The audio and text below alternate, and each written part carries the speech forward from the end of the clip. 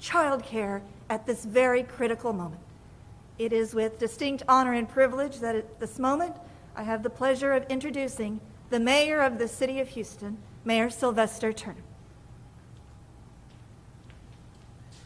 Thank you, Julius DePatch, and certainly I want to thank all of the participants who are here today, and it's always good, again, to be standing with County Judge Lena Hidalgo. We've been spending a lot of time together, and so let me thank Judge Hidalgo for her leadership.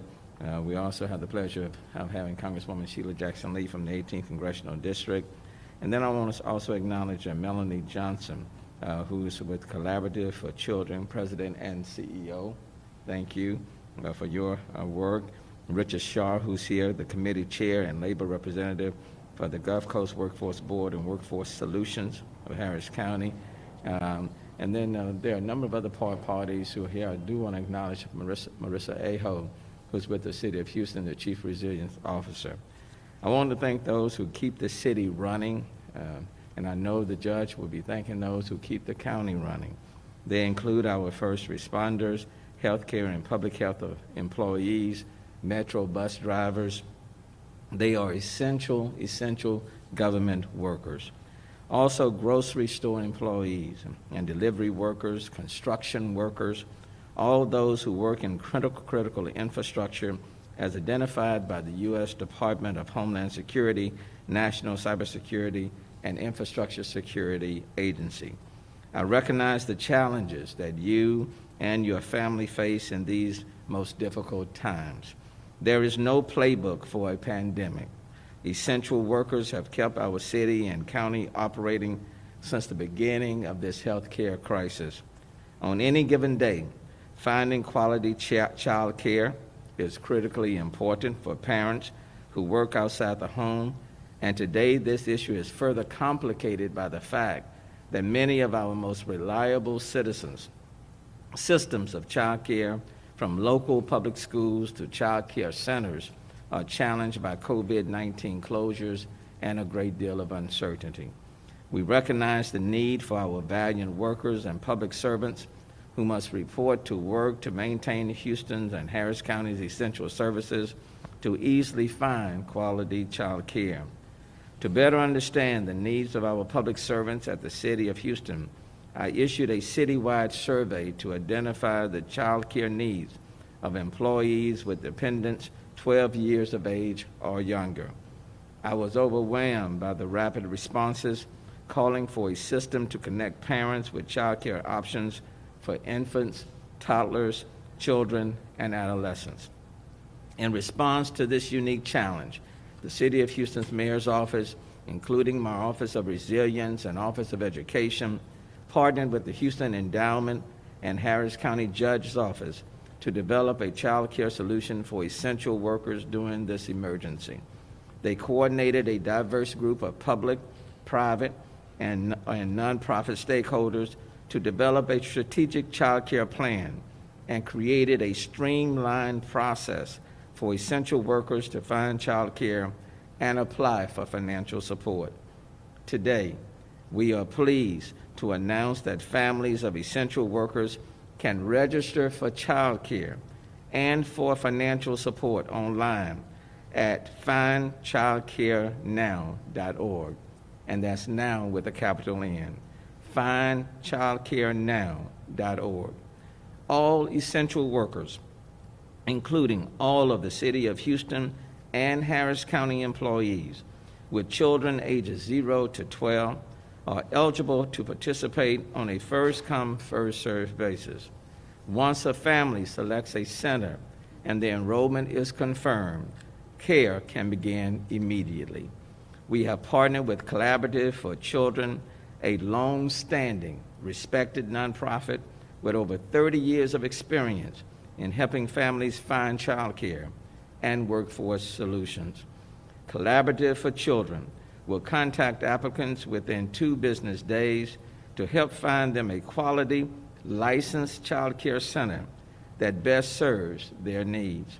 And if a family wishes to apply for financial support, they will be contacted by a representative from Workforce Solutions within 4 business days to review options.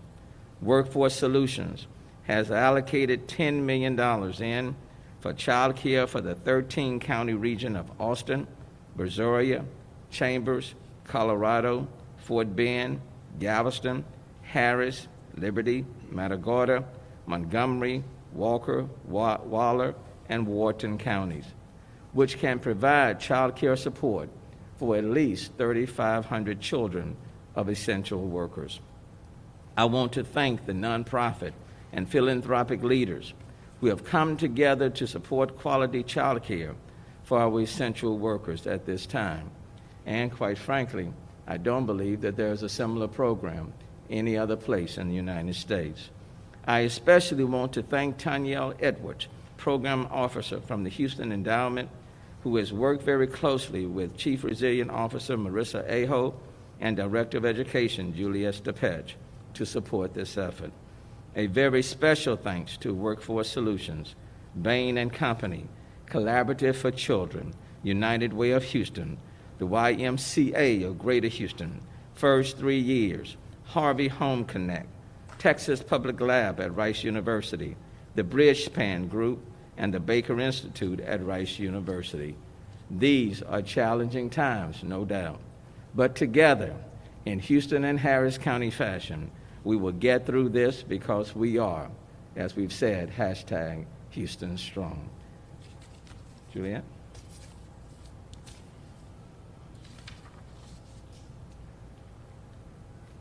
Thank you, Mayor. Before we proceed, I wanted to say that we have a wonderful ASL interpreter here. He's not wearing a mask because he needs to be able to demonstrate what we were translating at this point. So just a huge round of applause and thanks for your interpretation at this time. Also now I have the distinguished honor and privilege of being able to introduce the Harris County Judge, Lina Hidalgo. Thank you so much. Juliet, before I begin, I'd like to share a sad milestone that we've crossed in Harris County, and that is right now in all of Harris County, including the city of Houston, we have just over 1,300 diagnosed COVID patients. So we crossed 1,000 a couple of days ago. Deaths have now very well entered the double digits. We are at 20 people who've had their lives stolen by COVID-19 so far. Across our region, beyond Harris County, over 2,000 people have tested positive. And I want to be real with people. I don't think that these numbers truly represent where we are. I believe, and those who are looking at the hospital data believe, that the numbers are much higher than this, that for every person who is diagnosed, as we've been saying, there's probably a few, maybe up to 5, who've not been diagnosed. It's been a challenge because we don't have the access to testing materials that they do in other countries, and so we can't possibly test enough people to have a fully accurate count of who exactly has the virus. And so it's time to remember just how important all of our work together is.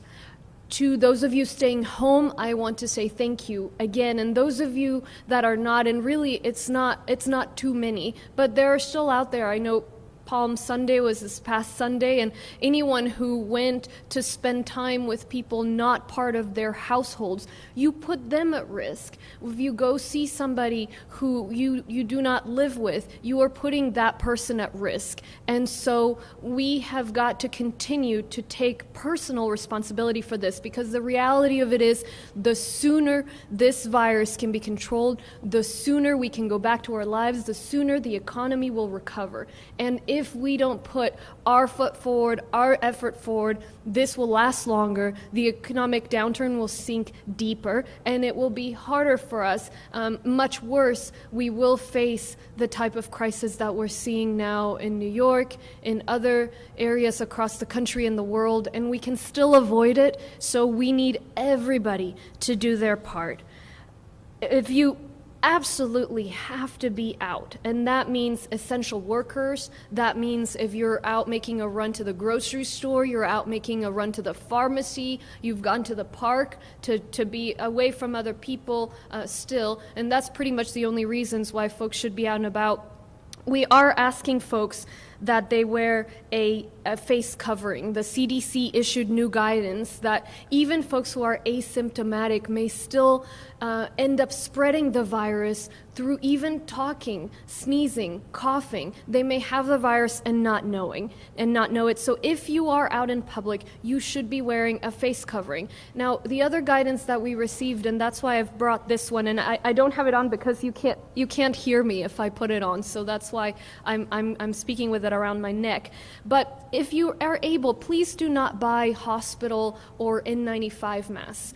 As we've seen in New York, we're already seeing doctors that have to use homemade masks, that have to use less than perfect solution because there is a run on the hospital masks. And so if you are able to access, I had this one made by somebody who gave it as a gift, and so I'm going to be wearing this one. And folks who would like to make one or understand how to wear one, how to wash one, etc., you can go to readyharris.org, and the guidance is there. But we do ask everyone who's out and about to please wear some sort of a face mask, and ideally to not have it be the kind of mask that our hospital workers are going to need. So that's a N95 or a hospital surgical mask.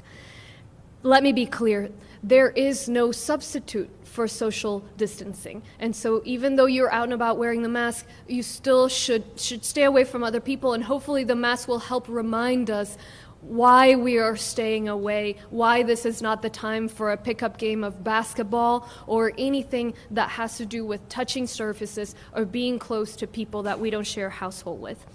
Today, I'm so pleased to join Mayor Turner and everybody here on the announcement of this resource. We've seen shortages of medical workers across the country, and we can't afford to have a single medical worker or grocery store clerk or essential employee benched because they have to be home taking care of their child because they don't have access to child care. And so first responders, healthcare workers, grocery store clerks, other essential workers showing up for us every day, we have to show up for them. And what this effort means is that first, any essential worker who needs child care will be able or should be able to find it, and any essential worker who has found child care should be able to afford it.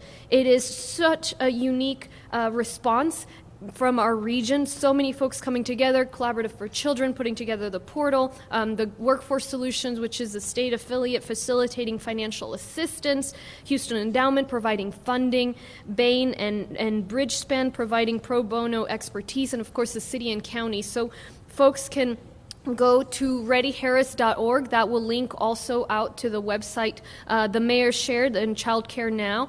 And so anyone who is an essential worker can register for child care. Folks, the link is, and the information is also available in Spanish, and we're working to make it available in other languages as well. And folks will be paired with a child care provider. These providers are screened to ensure that they're following CDC guidelines for how to be as safe as possible with taking care of our kids. And folks who need financial assistance will also apply directly, will get support and access the financial assistance that they qualify for.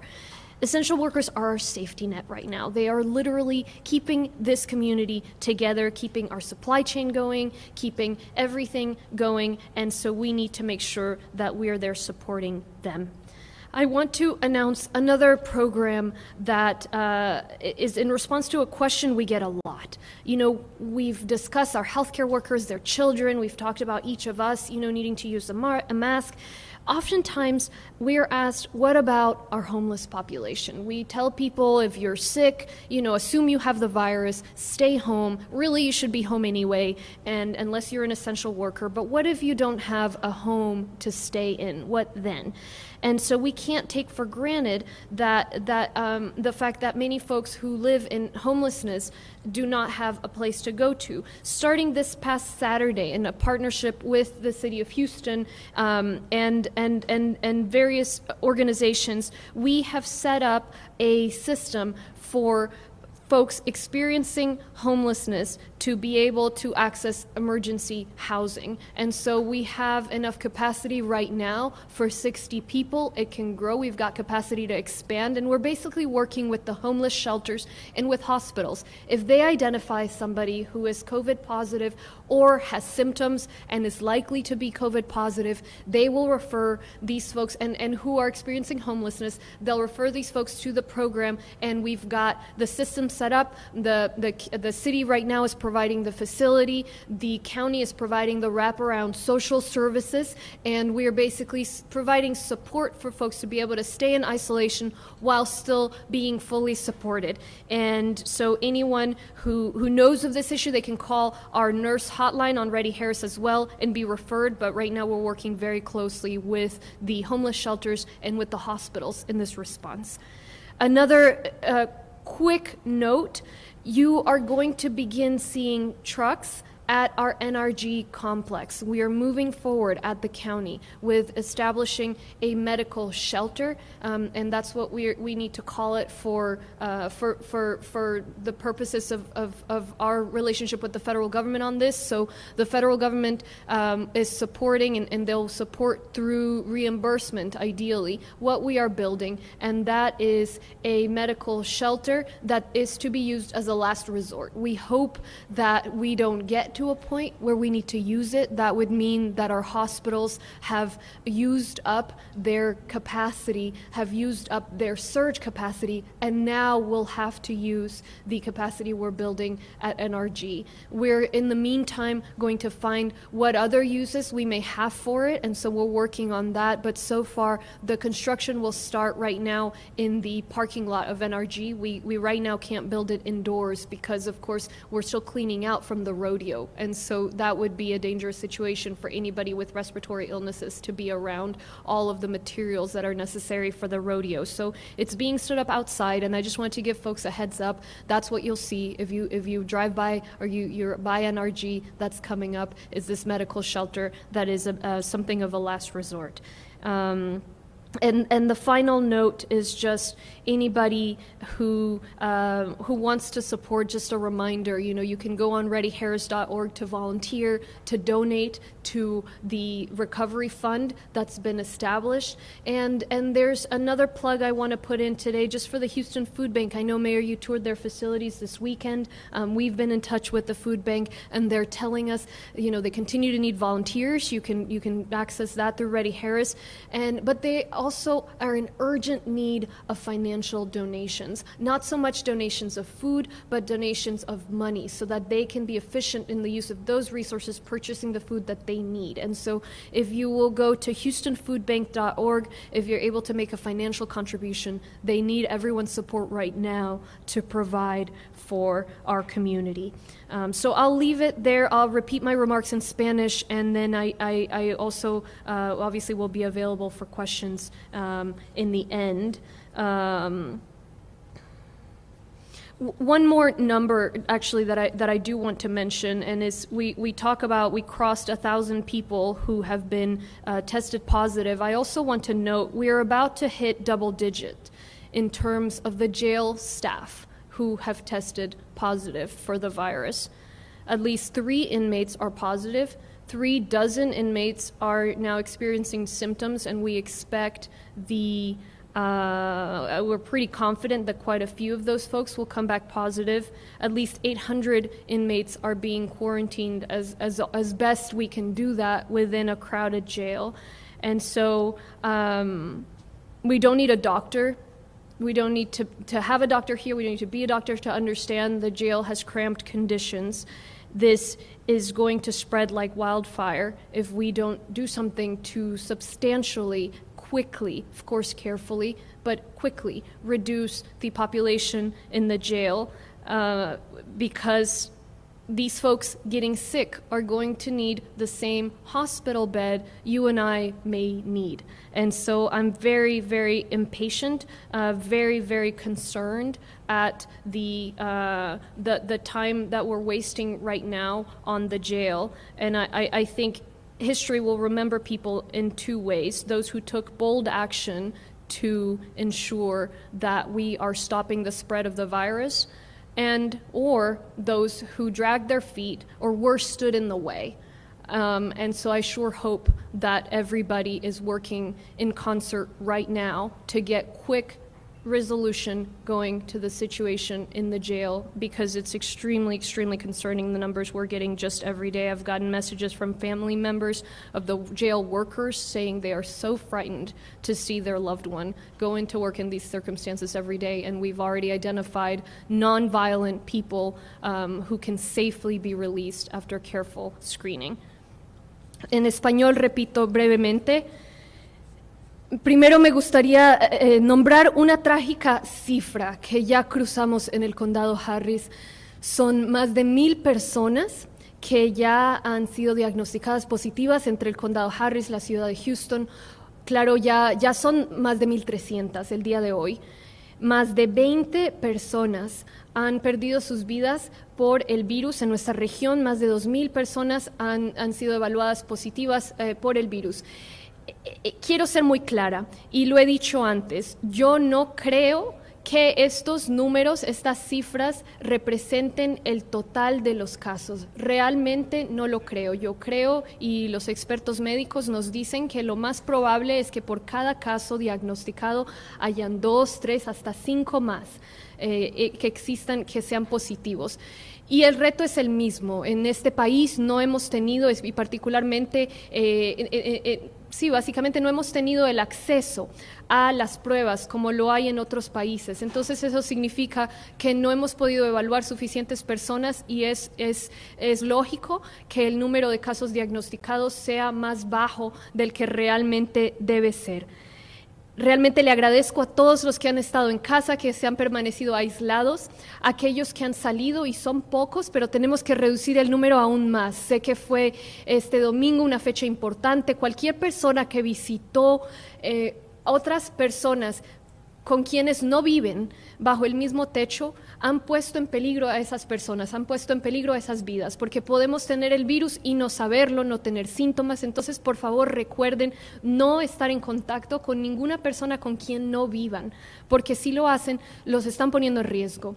Entonces, seguimos pidiendo que nos ayuden con eso. Entre más rápido logremos controlar este virus, más rápidamente podremos salir de esta, regresar a nuestras vidas y también salir adelante en cuanto a nuestra economía. Si no colaboramos, si seguimos participando en actividades con más gente, el virus se va a extender, se va a expandir, y va a ser peor y más largo el impacto económico que todos estamos sufriendo.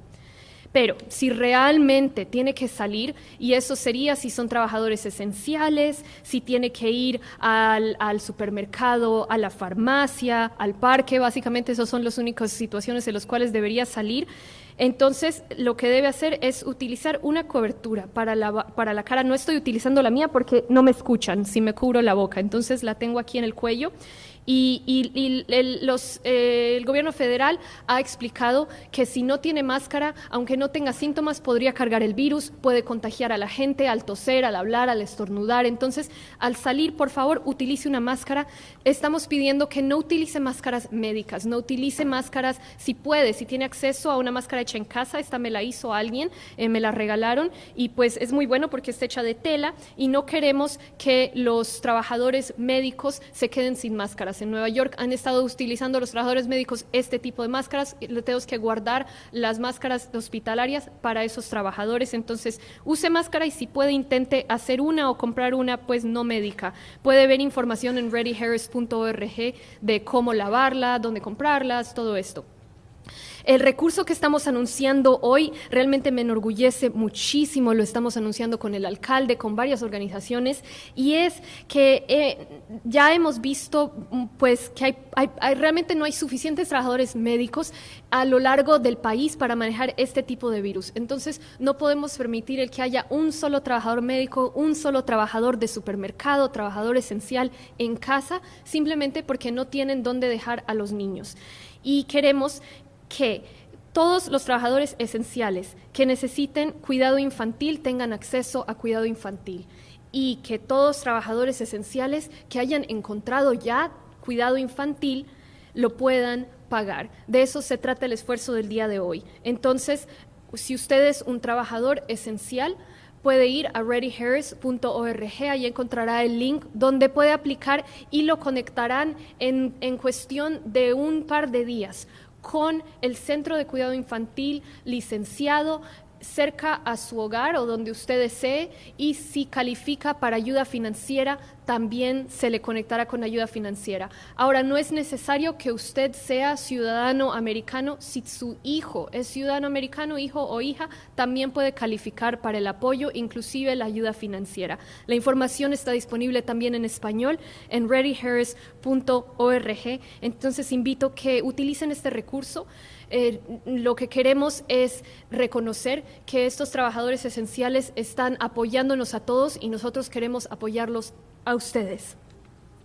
Estamos trabajando con los centros de cuidado infantil para asegurarnos que estén tomando medidas de precaución para no exponer a los niños, por ejemplo, recibir muchos menos niños de lo que es la capacidad, utilizar las medidas que recomienda el gobierno federal para saber que estos niños van a estar pues tan seguros como es posible.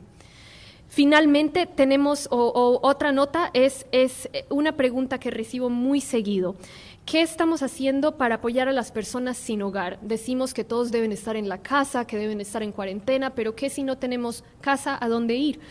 Y tenemos ya ahora una solución. Desde este sábado en sociedad con la ciudad de Houston, con el alcalde, hemos estado trabajando en un programa que ya está establecido para recibir personas que no tienen casa. Entonces, si alguien no tiene hogar y ha sido diagnosticado con el virus o tiene síntomas y es muy posible que tenga el virus, los conectaremos con una entidad donde estamos recibiendo a esas personas sin hogar, les estamos ofreciendo todo tipo de servicios para que estén bien.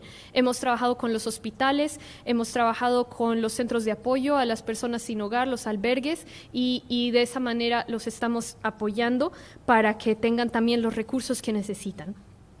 Otra nota muy breve: empezarán a ver camiones en el centro de NRG, donde solía estar el rodeo. Ese es un centro del condado.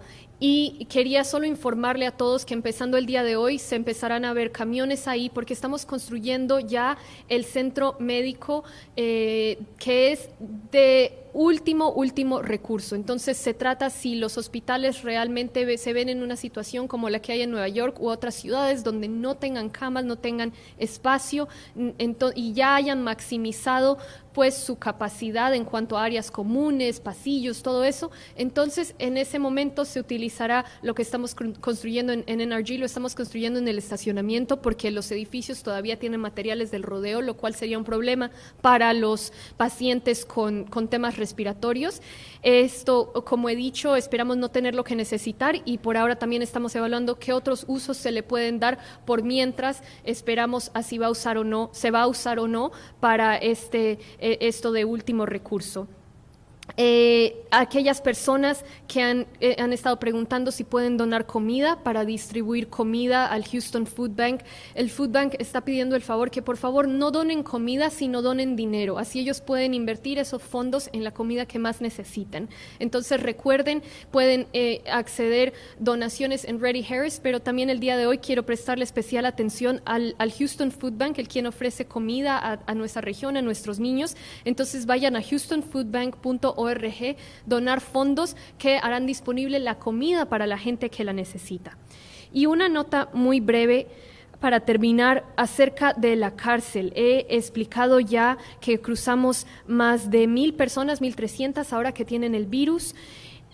Otra cifra que hay que explicar es que ya vamos en más de 10 personas, 10 trabajadores en la cárcel que tienen el virus, que han sido diagnosticados. Más de 3 presos ya tienen el virus y hay más de 3 personas en la cárcel, más de 3 docenas de personas en la cárcel que tienen síntomas, y esperamos que lo más seguro es que llegue esas pruebas positivas. Hay más de 800 personas en la cárcel que están en cuarentena, a como mejor lo hemos podido diseñar en una cárcel que pues está muy, muy, muy apretada de personas. No necesitamos ser doctores ni tener un doctor aquí, aunque ya lo hemos tenido, para explicar que la situación de la cárcel es muy, muy peligrosa. Hay 8,000 personas que viven en contacto extremadamente cercano, y si esas personas se siguen contagiando de la manera que está sucediendo, estos individuos, sean trabajadores o sean presos, van a necesitar la misma camilla de hospital que usted y yo podríamos necesitar. Es por eso que evaluamos personas no violentas, de bajo riesgo, nada de violencia doméstica, nada de eso, sino personas no violentas, acusadas de crímenes no violentos, para poder aliviar la presión en la cárcel y que haya más espacio para que no se esparza el riesgo del virus. Por eso estoy realmente muy, muy impaciente en cuanto a qué vamos a hacer con la cárcel. Yo pienso que realmente la historia nos va a recordar de 2 maneras. Aquellos que actuaron de una manera agresiva, creativa, para detener el contagio del virus, y aquellas personas que actuaron lentamente o peor, se pusieron en el camino para prevenir que otras personas tomaran acción agresiva innecesaria. Y espero que todos nosotros estemos trabajando por tomar acción. Me preocupa mucho que no se vea en este momento progreso en el tema de la cárcel, dadas estas cifras. He recibido yo personalmente comunicaciones de las familias de los trabajadores de la cárcel, trabajadores médicos, trabajadores de seguridad pública, que nos dicen están realmente muy, muy preocupados de ver cómo están incrementando los casos y de ver que no se está pudiendo llevando a cabo el progreso que necesitamos ver. Entonces, con eso termino. Van a hablar más personas, después estaremos respondiendo preguntas, y nuevamente muchas gracias a todos los que están poniendo de su parte para ayudar a que controlemos este virus. Thank you so much. Thank you, Judge Hidalgo. And as the mayor and the judge described, there's an importance of us working together and unifying both local, state, and national partners. And next, we'd like to have the Honorable Congresswoman Sheila Jackson Lee provide some words.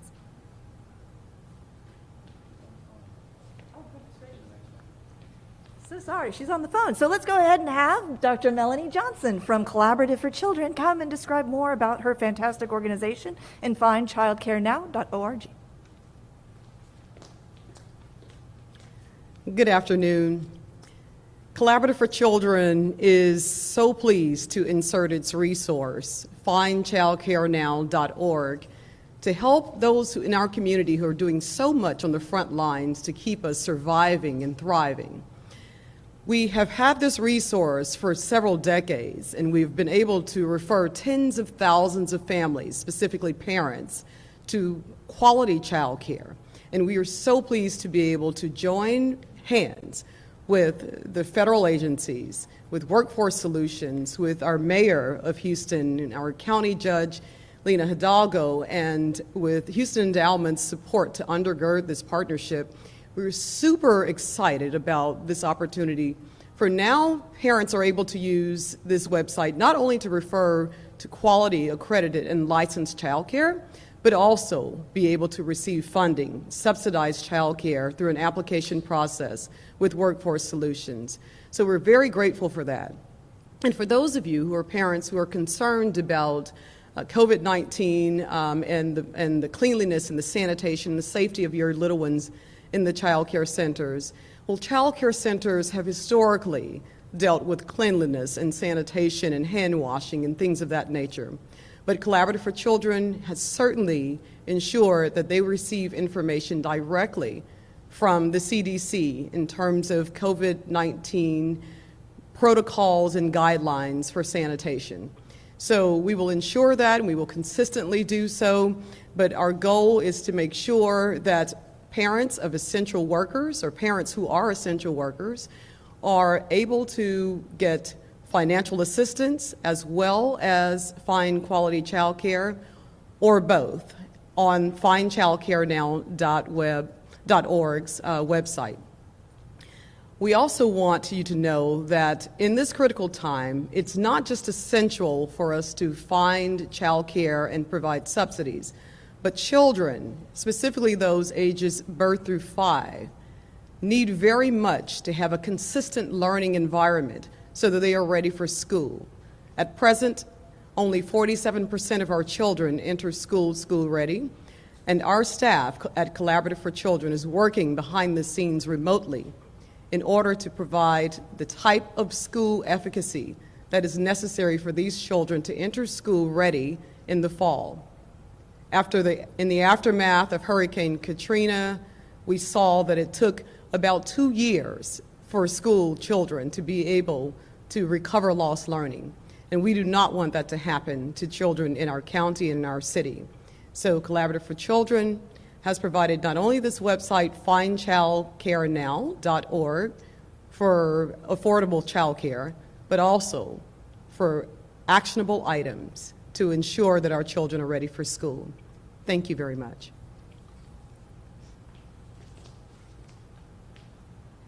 And now from the Gulf, we'll go ahead and ask the Congresswoman Sheila Jackson Lee to please provide some words on behalf of the community.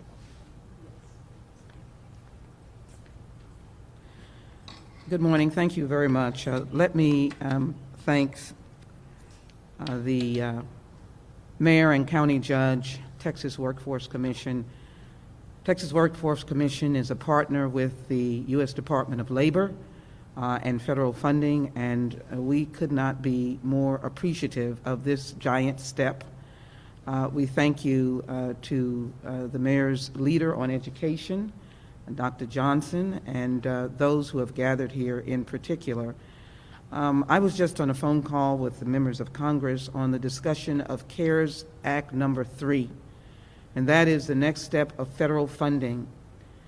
Listening to the efforts here, we know that the focus is going to have to be on refining and improving and funding the unemployment, since we know that 6 million persons across the nation have filed for unemployment and large numbers in this community.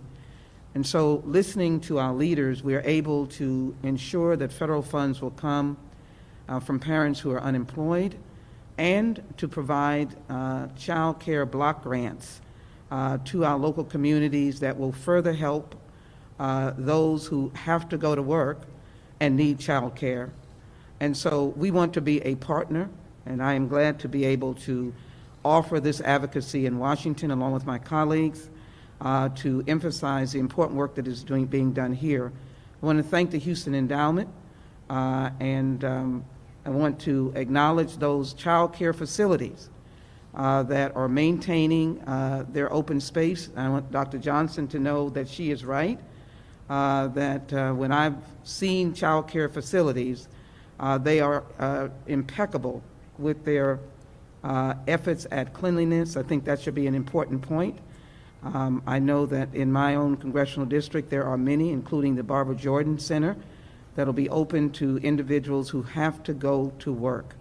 So however we can be a partner with the federal funding, we also appreciate the private donations that are going to be able to help this opportunity of individual parents getting assistance, but as well being able to sign up at childcarenow.org, if I have the right, I've got it right, childcarenow.org. We hope that the parents will sign up. As I drove here today, I saw the many truck drivers and deliverers. One of them, I opened the window to say thank you for your service. We don't get a chance to see all of them. We may see the grocery persons and those who are stocking shelves, but we don't see every one of the essential workers. They have families too. And I think it is extremely important that we recognize in this time that we are our brothers and sisters' keeper, and that we are in fact there to take care of each other and to say thank you. I want to close my remarks by indicating earlier today, a group of us took a moment of silence for those who have lost their lives, and we don't want the loved ones to think that we have forgotten them. Again, let me thank our local leaders for the very difficult work that they're engaged in. Let me commit that our bipartisan congressional delegation is here for you. Mikase Sukasa, we are all in this together. Your house is my house. Thank you.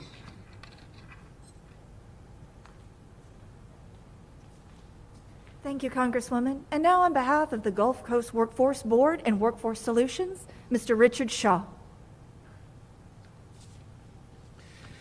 Thank you, Juliet. Thank you, Mayor Turner, Judge Hidalgo, Dr. Johnson, Congresswoman Sheila Jackson-Lee. On behalf of the Gulf Coast Workforce Board, it is my pleasure to welcome you to Workforce Solutions, North Line. Here you are. And standing behind me to my left in the back is Mark Guthrie. He's the chair of our Gulf Coast Workforce Board, and we welcome you. You see that the office is empty, and that's because our staff is working remotely. Nearly 1,000 professionals remain ready to help with job search, job matching, career counseling, and adult literacy advice. And our employer service team is helping businesses find qualified candidates and manage their workforce needs using phone, email, and the internet. We thank Mayor Turner and Judge Hidalgo for their leadership and for lending their voices to tell essential workers that we value their efforts and are here to help. Since its inception, the Workforce Board has placed a priority on and invested its funds in improving the quality of early education and care. Collaborative for Children is and has been our partner in this effort. As the largest single payer for early childhood education and care in the region, the Gulf Coast Workforce Board has for more than 20 years worked to expand the availability and quality of early education and child care for our working parents. With an initial allocation of $10 million, the Gulf Coast Workforce Board will provide financial assistance that will enable quality early education and care for the children of essential workers across the entire 13-county Workforce Solutions service area. Currently, the board supports 30,000 children and their families with education and care expenses every day. This additional investment will help ensure that an additional 6,000 children are in safe and quality learning environments while their parents serve our communities as essential workers. In everything we do, the Gulf Coast Workforce Board seeks to assure that the Houston-Galveston region remains a great place to live, work, and do business.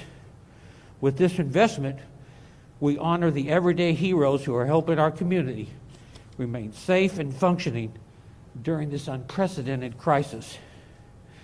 Please visit findchildcarenow.org to start your application, and you will be contacted within 2 business days. If you already have children but need financial assistance, you can call us directly at 713-334-5980. Thank you.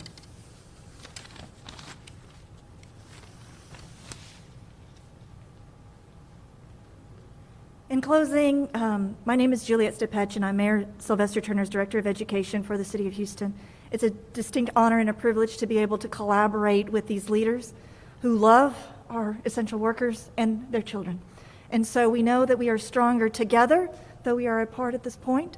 And this is a unique demonstration of how working together, successfully braiding public and private dollars, we can guarantee and ensure that we are going to offer child care resources to persons, critical information at this time.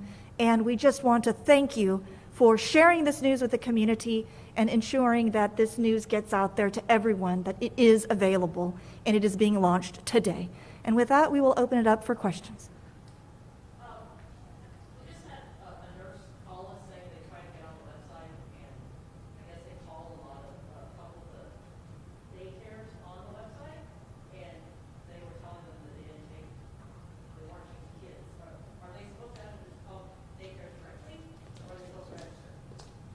Yes, the portal is there for the registration, findchildcarenow.org, and then we have a caseload of caseworkers who will assist them with matching them with their child care needs. So not to call the centers directly.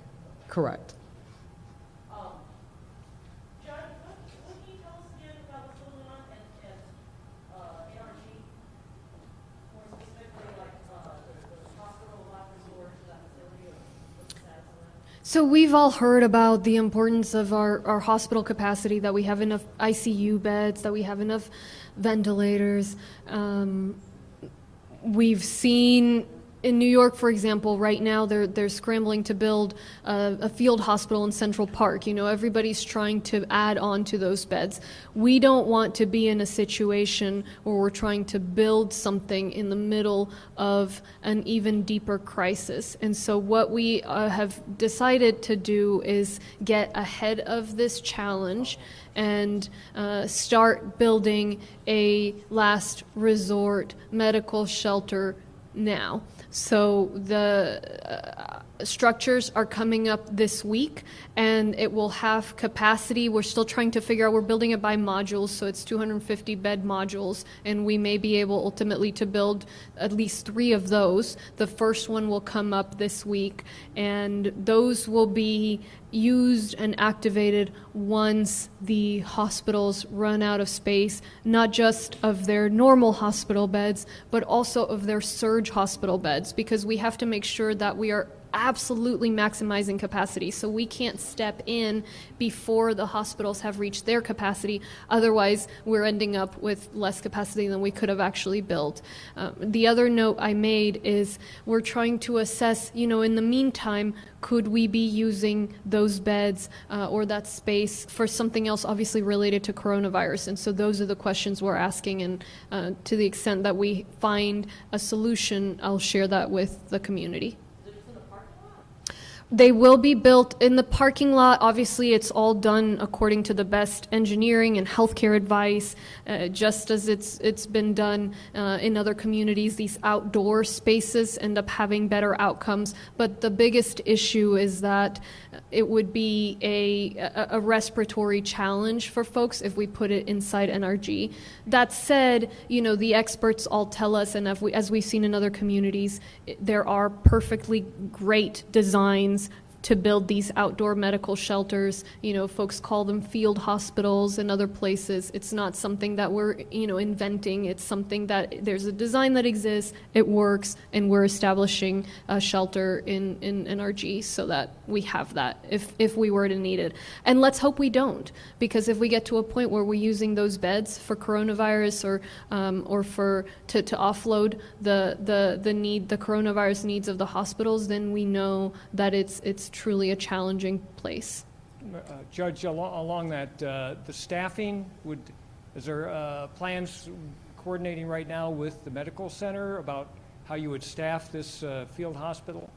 Great question about the staffing. So yes, the idea is to bring outside staff, so we're not having to pull from existing medical center staff that's already been, you know, stretched thin. And so yes, we're working on staffing as well. The idea is to have it ready to go so we don't waste a single second were we to need this resource. And the resource for creating this space, is that an outfit that has done this? Is it a contractor that's coming in who does this? Yes, it's a contractor that's building the space. The name, I have it, I don't want to say it wrong, so we'll follow up, but it's a contractor that has experience building this, and they had one medical shelter available, and we were able to snatch it up. As folks will recall, the federal government was offering, you know, field hospitals. The Texas one went to Dallas, so we weren't able to bring it. We were still concerned, and I was concerned. We've had this discussion with the mayor and other community leaders. You know, we have got to have this resource, and so we were able to find a contractor that will build it, and ideally, we heard back from our federal partners that they would reimburse us for these expenditures at 75% cost. So that's great. So right now, you know, the county is fronting that, and we hope to be able to receive the federal support, which they've already said, you know, if we use it according to these parameters, that they would reimburse. Do you have another question on that? On that issue? I have lots of questions. Okay. You're also, you mentioned the inmate situation. Is there an appeal going on or a plan to appeal Judge Ritchie's order to try and get that, your decree back in action? Yeah, so where we are right now is we had for quite a few days, perhaps at least a week, been in discussion before the order came through as to making sure that we were releasing nonviolent inmates through a careful process. As I mentioned when I initially signed the order, the sense is we don't have time to wait. That wasn't done, and so I signed the order. It's neither here nor there to me who does it, as long as it gets done. That was my initial comment, 10 days, 2 weeks ago, to all of the stakeholders involved.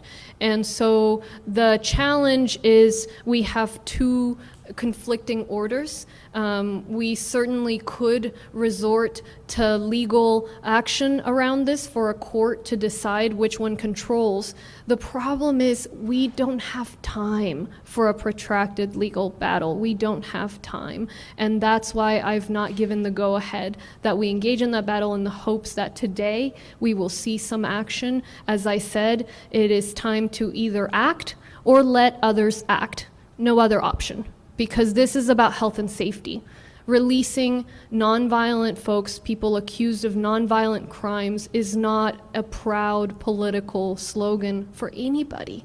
I am taking this step, and I signed that order because every day we have more people who are sick. We had over 24 people last week with symptoms who were likely ill. Now we have 36.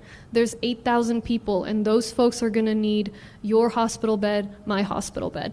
And so the sense is we designed a very careful, thoughtful process to assess anybody before they were released, to ensure they wouldn't be released into homelessness, that they wouldn't be released if they had COVID symptoms, that we didn't release anybody with violent histories, that we all evaluated it very carefully, and that would have released about at most 1,000 people over 3 days. That's the kind of speed we need. We've already wasted an additional weekend, another few days. More and more workers are now have the virus, and so that's my plea. And yes, we may have to go to court for this, but we don't have time for that. We just don't have time for that. So does that mean you're reaching out to the judge to work to find an arrangement that he can approve, or you're looking for a workaround?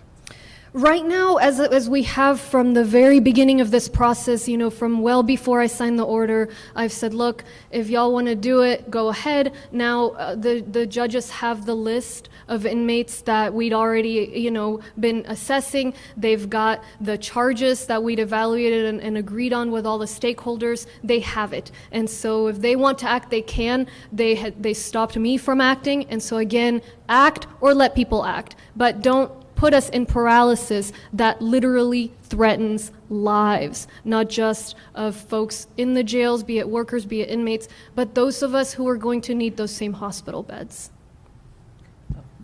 Am I supposed to hold this? I was going to ask the judge and the mayor, specifically if you guys had some better statistics on what percentage of our current hospital surge beds are taken, or like how many people are hospitalized for COVID and how many are in ICU for COVID. We still don't seem to have any sort of concrete information on that. Mayor? Yeah. Let me just do that, and I'll get back. If we can do this, if there are no other questions on the child care initiative, are you all finished with the child care initiative? Well, the main question I had on the child care initiative was the clarification, I think, and I don't know if you want to say anything about that, because I think what we've gotten is people like calling right away. Yeah, let me clarify real quick and then answer the question briefly. So in terms of the child care initiative, go to the website right now. You can see it on readyharris.org or childcarenow.org.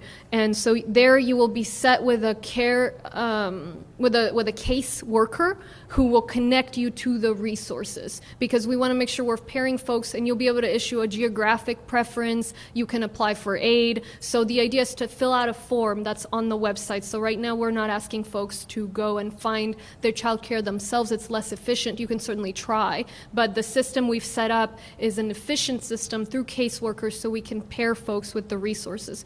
On the question of the case count at the hospitals, as I said, and I've said before, it is very important for us to be in constant communication with our hospitals as to what numbers they're seeing, because that is truly the best accounting we have of the growth in the cases. I can tell you guys the latest information we got from the regional organization from CTRK is the hospitals are about 70% occupancy right now. Now the key number is not so much that, but how quickly the cases are rising. And from separate conversations we've had from the different hospital leaders, these are still growing at an exponential rate. We are working to synthesize the information across the hospitals. It depends on us getting information from individual hospitals. That's the challenge. And so that's the information we're still seeking out. But where we are right now is that 70% capacity across the board roughly, and the numbers still growing in a path that tracks, you know, a New York type thing. And so we're still early on that path, but we are on that path. And Yes. do you know how many county employees, because I know the mayor has talked about city employees who have tested positive, other than the sheriff's folks? Because I understand, I'm hearing that some folks at Harris Health, like in the call center, tested positive.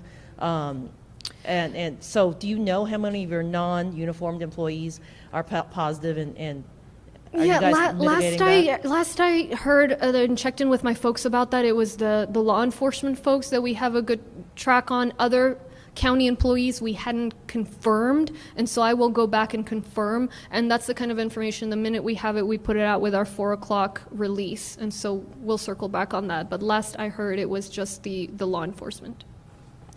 Mayor, yeah. So I just want to reiterate, please visit findchildcarenow.org and register. Don't go in. You can go in and look at different sites on the mapping of current child care, but to go through the process for essential workers, register. You will be contacted by Collaborative for Children, a specialist, within 2 days, and you will be contacted by Workforce Solutions if you are seeking financial assistance within 4 days. So please do that, follow the procedure.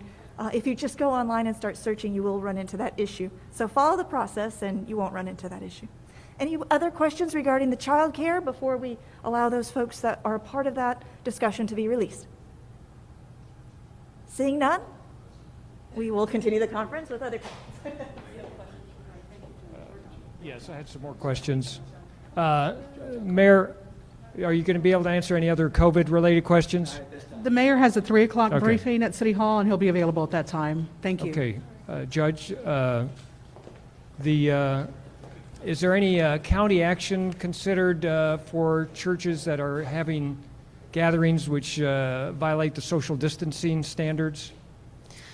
Yeah, so remember the virus spreads in close contact. The virus doesn't know if we're at church or if we're not at church, if we're playing sports or, you know, who we're with. And so the advice that we continue to give is avoid any kind of gathering, any kind of crowd. That said, the governor put out his order saying that the churches were essential services, of course still asking CDC guidelines, asking people to access services online and all of that. And so we have to go with what the governor's order says. I do want to ask, and I ask everyone to help me spread the word, though, especially as we head into Easter, this is not the time to have any kind of close contact in any setting, because we are doing well at our social distancing. If we have a weekend or a few days where all of a sudden everybody comes out and is in close contact,